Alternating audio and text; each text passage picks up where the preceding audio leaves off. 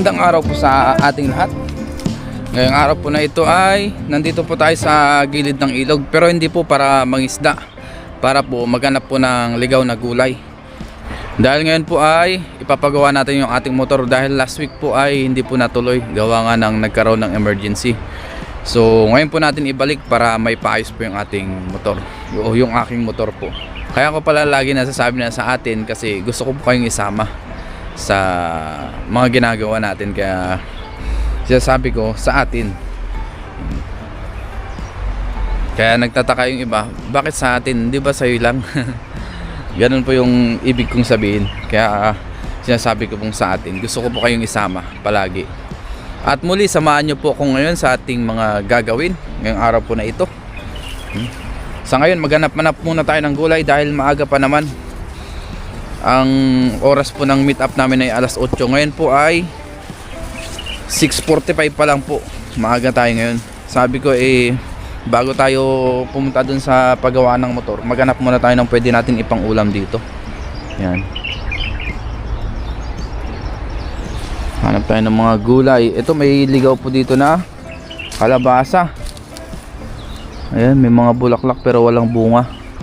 Pero try pa rin natin tignan. Baka meron dito sa baba. Yan dito. Dati dito nakakakuha kami ng mga bunga. Ngayon po parang wala na.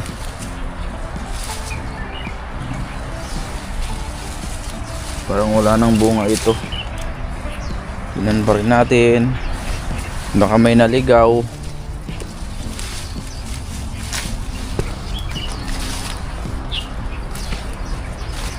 Wala rin po dito. Wala na, patay na tong kalabasa na ito. Ay, ito meron. Meron nakita sa ilalim. Ayun oh, laki. Oh, di ba? Ayun oh. Madilim pala yung video natin. Wait lang, linawan ko lang. Yun, ayos na po yung ating pang video. Madilim pala, hindi ko napansin. Ito oh, nasa ilalim siya oh. Oh. Ayun yung kanyang pinakatangkay oh. Yan. Ayan oh. Baliin na po natin. Yan. Ito pang isa.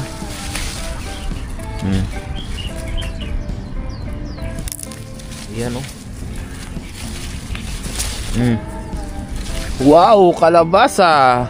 Parang mukhang matagal na po ito dito. Oh. Kanyang pinaka tangkay. Wow, thank you Lord. Nakakuha tayo ng kalabasa. Meron na po tayong pang ulam oh. Laki-laki. Oh. Bago magpagawa ng motor, nakakuha pa tayo ng kalabasa. So baka meron pa dito sa mga ilalim. Tingnan natin. Ayun oh, nandyan siya nakatago. Isa. Baka meron pa dito. Ganyan po kabiyaya dito sa gilid ng ilog. Marami pong ligaw na gulay. Meron pa dito. Iwan ko muna itong isa para makapaghalongkat tayo. Yan. Nandito siya sa pinakailalim kasi yung iba.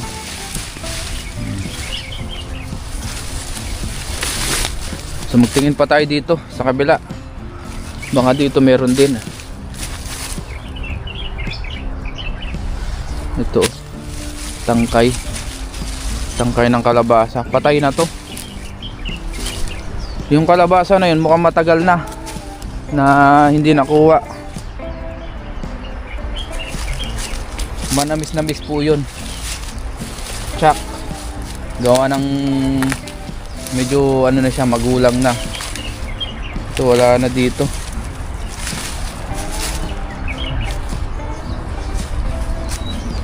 Dito po wala na mga ligaw.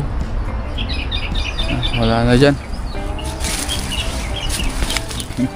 Mapalad tayo kasi nakaisa tayo kahit pa paano. Meron ba tayong nakuha?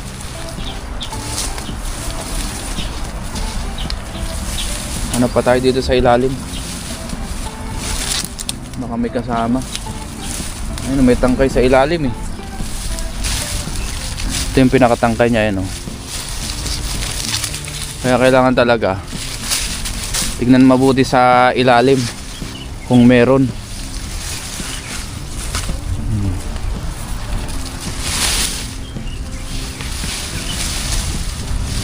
May kasama pa.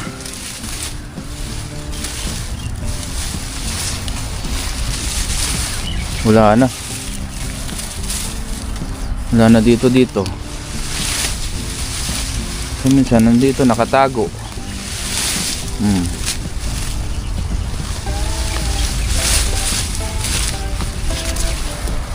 Ito, may mga tangkay dito. Ayan, oh. Tangkay ng kalabasa. Minsan nakatago sa ilalim. Dito naman po, kasi marami rin tayo nag-aalala ng mga viewers pag nalusong tayo sa ilog. Hindi po talaga maiwasan na merong ahas. Siyempre, kailangan pa rin natin magdoble ingat sa ating mga nilulusong, sa mga pinupuntahan na ilog. Kaya ngayon, talagang tinitignan ko muna bago ako maghalungkat. Baka merong mga butas-butas dyan, hindi binahaya ng ahas. Dito sa ilalim, wala ano. Kailangan talaga halungkatin natin.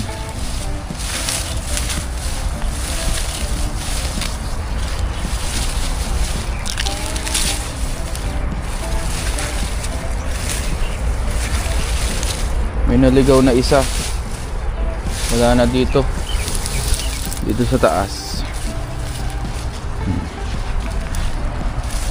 Tigaan lang. Baka meron pa dito. Pinagbigyan tayo.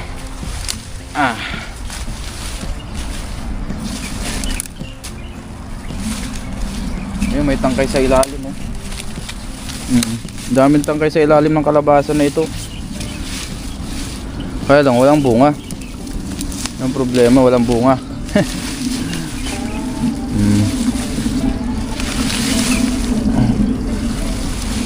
Wala na dito.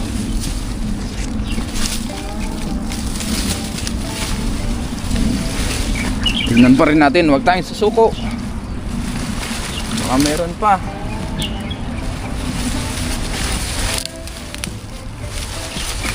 Yan. At uulitin ko po, ito po ay ligaw, hindi po ito tanim. Pansin nyo yan, no? Puro damuhan na dyan, no? Tapos dyan sa kabila, ilog na po. Hindi po ito tanim. Yan. Talagang ligaw po siya na gulay dito sa ilog.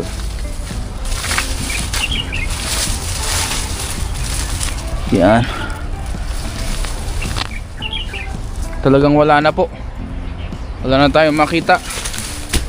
Hinalungkat na natin lahat. Wala na. Wala na nakatago. Wala na rin dyan.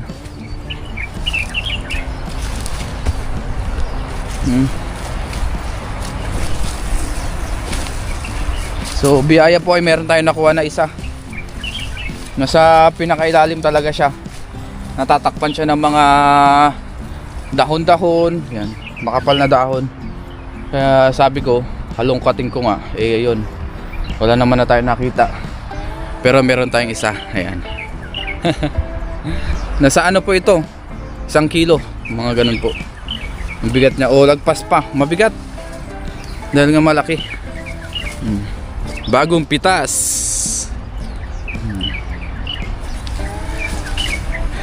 Thank you Lord. Tapos may mga bulaklak po, pero hindi na natin kukunin kasi ilang piraso lang. Hanap pa tayo dito. Baka meron pa dito sa kabila.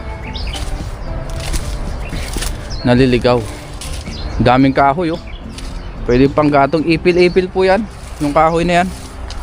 Ayun po yung ilog, oh. Yun. Kaya naman hindi po tayo mangingisda ngayon kasi gaya nga nasabi natin, magpapagawa tayo. Baka matagalan tayo. Eh hindi natin masunod yung pinag-usapan namin. O hindi ko masunod yung pinag-usapan namin nung aking contact na mekaniko. At halos wala na pong isang oras, kaya sabi ko kuha na lang muna tayo ng gulay. Dahil babiyahe pa rin ako ng 30 minutes papunta doon. Ngayon po nandito na tayo sa kabila. Iniwan ko muna doon yung ating kalabasa. Doon sa taas po sa ating motor. So dito naman tayo. Baka meron po dito. Ito may kalabasa rin dito. Tingnan natin baka may laman sa ilalim. Madamo na dito. Kapal na po ng damo. Ayun o. May kalabasa rin dito. Tingnan natin. Hanap muna tayo ng gulay ngayon. Baka may mahanap tayo na pwedeng pang ulam. Ito. Tabingin na lang natin ang paa. Baka may laman. Ito kalabasa oh. Baka may laman sa ilalim. Ganyan ang paghahunting ng gulay. Kailangan talaga tingnan mo mabuti sa pinakailalim. Dahil yung iba po ay natatabunan ng mga damo. Wala man. Wala po tayong makita na bunga. Ayan. Dito tignan natin. Ayun o. Baka may nakatago dito.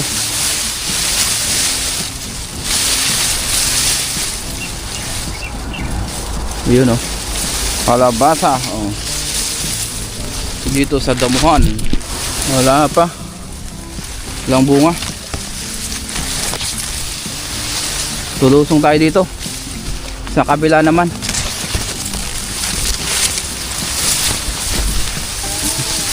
Baka dito meron.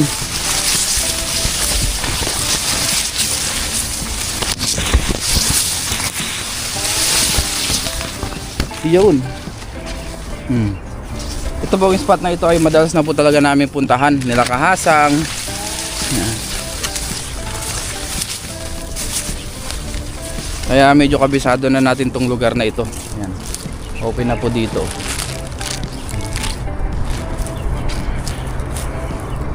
Tapos dito po sa gilid, ilog pa rin. Yan. Hanap-hanap muna tayo ng gulay para pang ulam. Meron pa naman akong 20 minutes para maghanap-hanap. Gulay hunting muna tayo. At uulitin ko po, dito naman po ay safe mangisda. Kaya lang syempre kailangan pa rin natin mag-ingat sa mga ahas-ahas. Hindi naman talaga may iwasan yan kahit saan meron. Lalo na sa mga ganitong mga madadamo. Yan, hanap tayo. Ito may kundol dito, balikan natin. Itong kundol pala na ito ay ligaw po ito. Ibig sabihin wala pong may-ari dito. Yan. May mga kaibigan din po tayo nangunguha dito ng kundol. May bulaklak na oh. Hindi po yan tanim. Yan po ay ligaw na gulay. So kung sino man po ang unang makakuha dito, edi sa kanya na po yung gulay. Dahil nga ito ay ligaw. Biyaya naman po ay napapakinabangan. Yun ang importante. Napapakinabangan yung gulay po na ito ng ating mga ibang kaibigan. Kung tayo man ang mauna, edi mapalad tayo at meron tayong pang-ulam. Kung sila naman ang maunang makakuha dito, edi mapalad din sila kasi may pang-ulam. Yan, ganun lang, bigayan.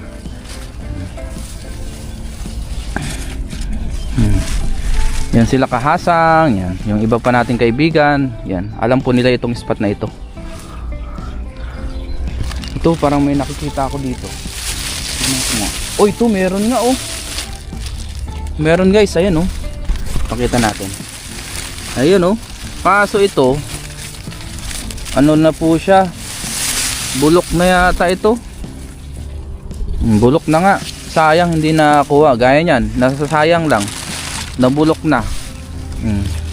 Nasa tangkay pa siya. Kaya lang bulok na po. Bulok na yung pinakatangkay niya. Ayun, nasa tangkay pa siya. Di ba? Bulok na yung pinakailali. Ayun oh.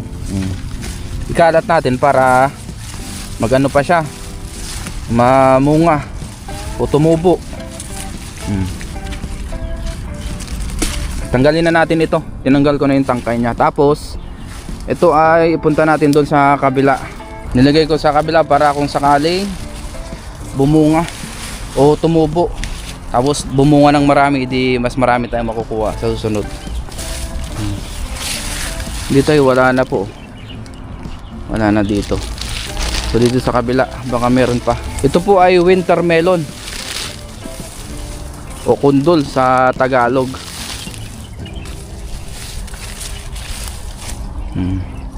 Dito ay wala na rin. Dito tingnan natin kung meron. Wala, namumulaklak pa lang yung iba oh. Wala na po dito. Ayun yung mga bulaklak niya oh. Mamumunga pa yan sa susunod. Mabilis naman po yan mamunga o tumubo. Wala na dito.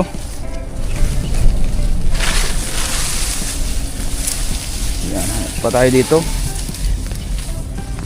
Meron pa. Wala na. Ay dito meron pa oh. Meron pang tumubo. Baka may bunga rin ito. Tingnan natin. Tingnan natin mabuti sa ilalim kasi minsan nasa ilalim yung pinakabunga niya. Hindi napapansin.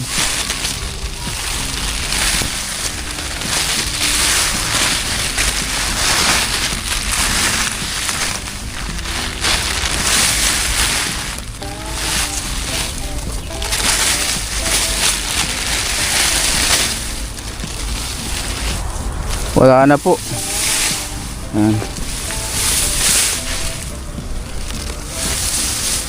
Wala na tayong makitang bunga. Kasi minsan nagtatago rin yan sa ilalim o nakatago. Gaya ng kalabasa na nakuha natin.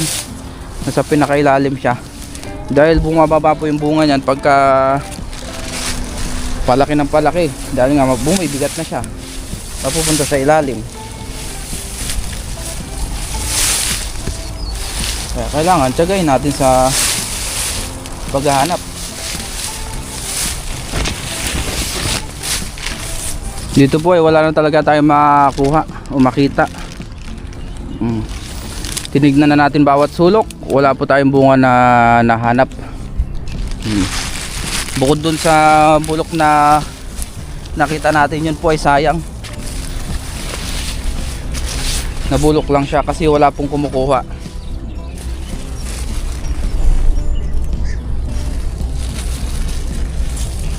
Sayang. Di bali sa susunod baka makuha natin yung mga lumalaki pa. Bayo po tayo sa susunod. At least nakaisa po tayo ngayon na malaki na kalabasa. Biyaya. So punta na rin po ako dun sa papagawa natin ng motor.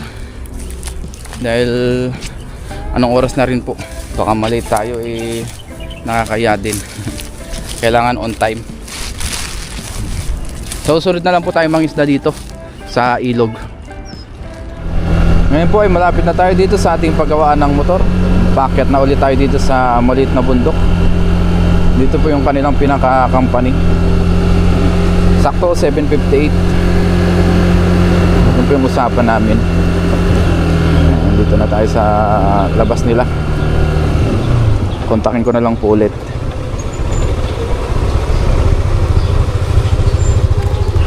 Ayos na po, na-contact na natin. Nandyan na daw, palabas na. Pinasuyo natin sa isa nating kababayan. Dito po ay marami ring Pilipino na nagtatrabaho. Pagawaan siya ng mas. Ang balita? Pagigising lang. Ay, gusta. Ayos ah. Okay lang ba? Dito po kami sa likod ng company gagawa at saka mas fresh din dito dahil mapuno. Ayan.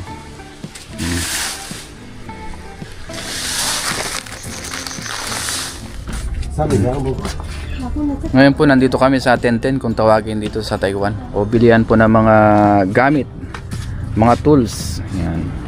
Sasakyan, pangpintura sa bahay, sari-sari na po. Kumbaga parang pinaka hardware nila dito. Ayan. Ayan. Marami tayong pwedeng pagpilian. Bumili lang po kami ng panglinis ng CBT, pang spray.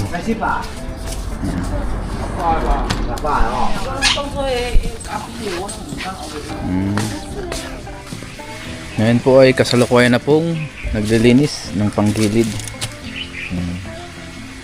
Pininisan yan. Binabaklas bawat parts.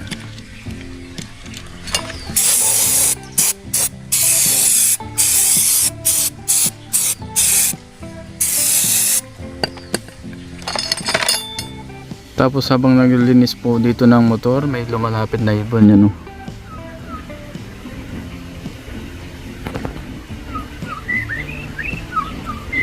Nakanta siya.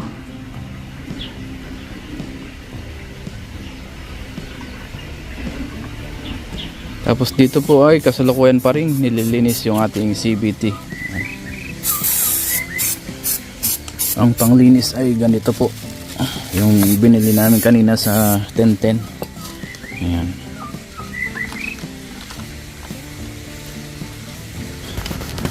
Ayan, nandito na naman po yung ibon, no? Nalapit talaga siya, oh. Ang ganda ng kulay. Ano ko yung ibon ito? Paki-comment nga po sa mga mahihilig sa ibon. Maamo po itong ibon na to.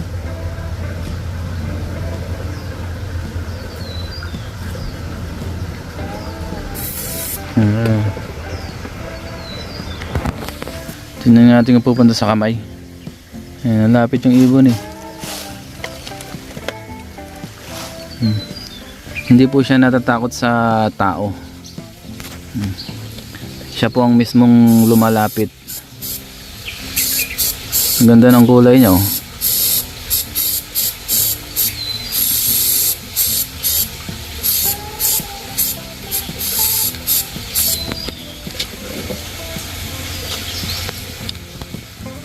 Na lumalapit na, oh.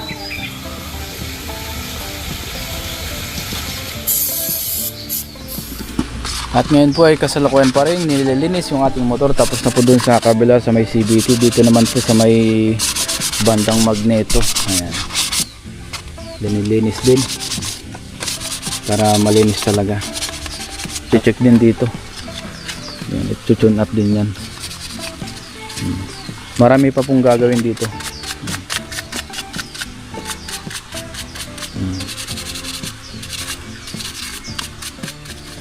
Ngayon po ay tapos na pong linisan yung ating motor, yung pinaka kailangan natin ipalinisan, yung CVT, yung magneto, yung throttle body, tsaka yung iba pa po, yung mga switch. Maraming salamat kay Ellie sa pag-asikaso niya dito sa ating motor.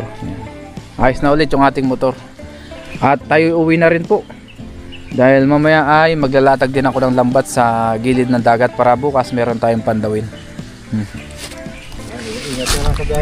Oo, salamat. Next time ulit. Chat na lang kita kung ano yung may katanungan ako. Oo. Ano par, thank you. Ingat po. Thank you. Salamat kay paring Ellie. Par, una ako.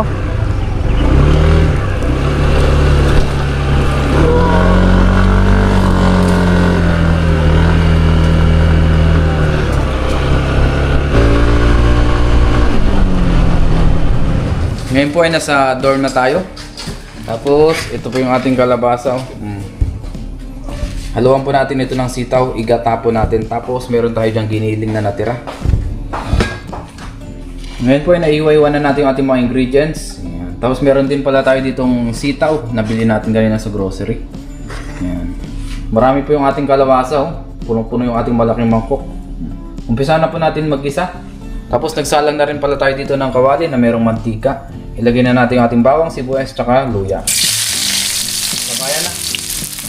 Dahil nagutom na. Magluto po tayo ngayon ng ginataang kalabasa at sitaw. Haluan po natin ng kaunting giniling. Lagay na po natin yung ating giniling na karne. Ayan, okay na po yung ating karne. Ilagay natin yung ating siling verde at saka yung sitaw. Sagutan muna natin. Pinakuluan po natin yung giniling hanggang medyo matuyo siya. Pagkatapos natin yung gisa yung bawang sibuyas luya. Tapos sunod na po natin yung ating maraming kalabasa.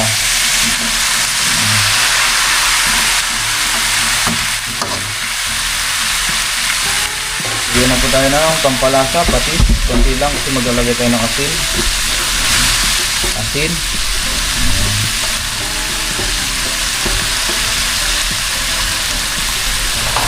Maglagay din tayo ng konting suka para hindi masira. Tapos paminta.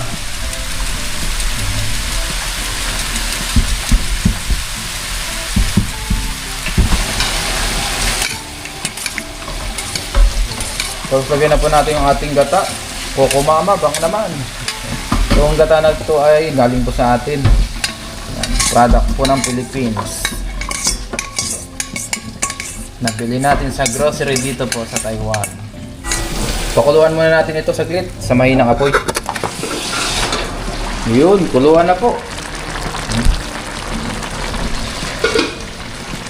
Saka natin halu-haluin. Magulang na po yung kalabasa. Medyo matigas siya. Pero manamis-namis po yan. Yan po yung kagandahan dyan sa medyo magulang na kalabasa. Hindi na po natin ito tatakpan. Ayos na po yan.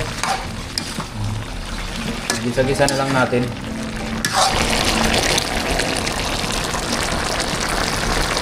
Ngayon po luto na ang ating ginataang kalabasa. At may halong sitaw. Biyaya po ay may nakakuha tayong ligaw na kalabasa. Let's eat! Ngayon po ay kain na tayo. Bago tayo mag-umpisang kumain, mag-pray muna tayo. Lord, maraming salamat po Panginoon sa pagkain na sa aking harapan. Basbasan niyo po ito na may magbigay sa akin physical na pangatawan ng kalakasan at ganun po sa aking mga viewers at sa aking pamilya. Ingatan niyo rin po sila sa araw-araw. In Jesus' name, Amen. Tara po, kain tayo. Saluhan niyo po ako. Yun ang ating pagkain.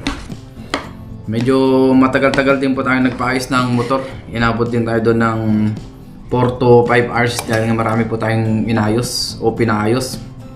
Hindi na rin po natin na-vlog lahat dahil pag-aayos lang naman po yun ng motor. Ayos na po yung ating motor, pwede na nating ilayo. Kain po. Kalabasang ligaw. May sitaw. Let's eat.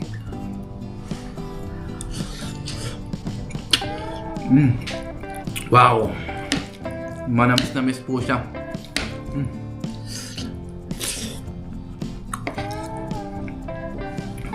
Thank you Lord.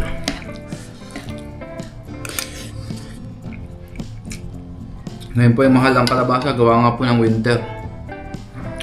Kaya po ay meron tayong nakukuhanan. Natiyempuan lang po natin yun na meron.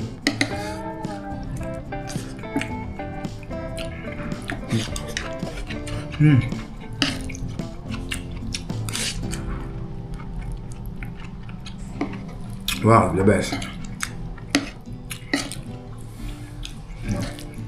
Dito po talaga sa ilog ng Taiwan, biyaya po, maraming ligaw na gulay.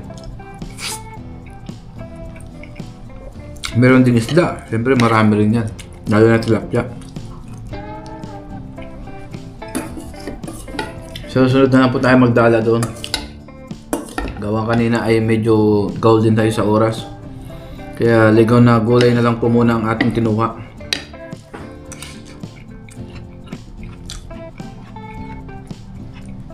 Naghanap tayo ng ligaw na gulay.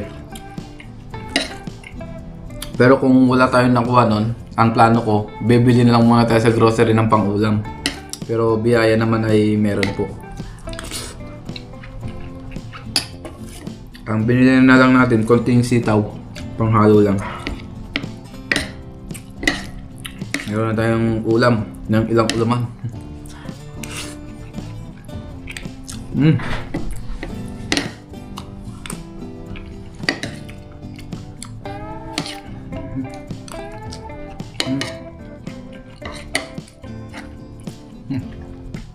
Nagutom na.